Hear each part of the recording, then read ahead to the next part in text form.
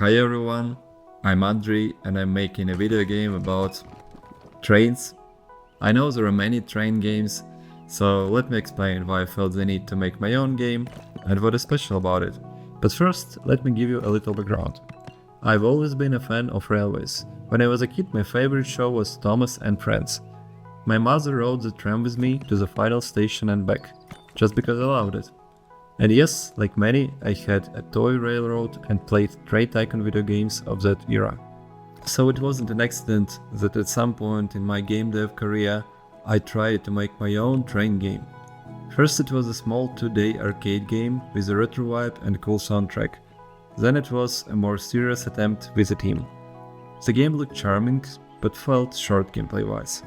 Therefore, we made a decision to cancel further development, and I focused on a different idea which later became Farlanders, a Mars colony city builder and my biggest game to date.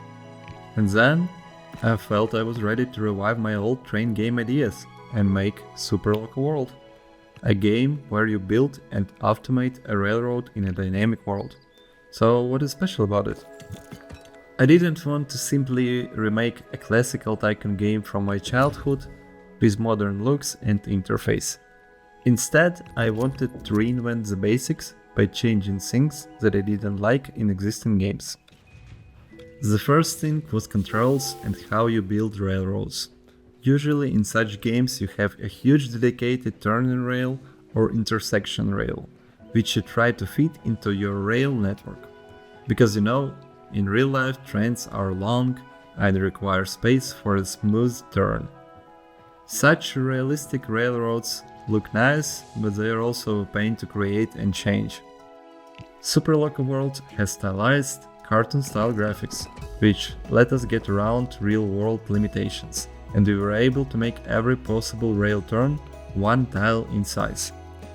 Therefore, you can use your cursor like a painter's brush and let the game automatically figure out the junctions, bridges, and curved rails. You can also easily edit existing rail sections and create any crazy design you can come up with and do it fast, which is a key for such game. The second thing is train collision, or in other words, does a train react to other trains? In most strategy games I played, trains are transparent. And as a game designer, I understand the reason for that. Those games are focused on the macro level logistics, and won't work if trains would overflow a rail track. In Super Loco World, I took a different approach and designed the game around the concept of physical trains.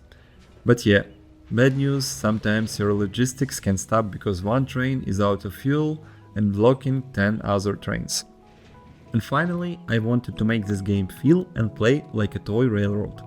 Click on the train to start movement, click more to increase the speed, right click on the train to reverse the movement if trains are stuck. Same principle for rail junctions. Click to change directions.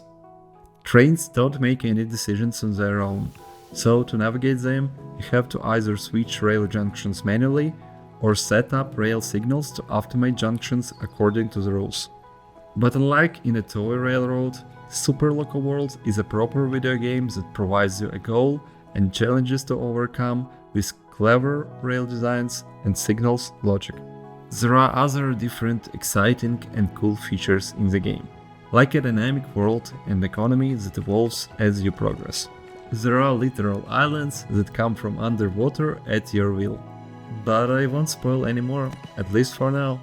So, if you share my excitement for the game, please do consider wishlisting on Steam, as it will help us appeal to more fans of trains and cozy automation in the lead up to launch.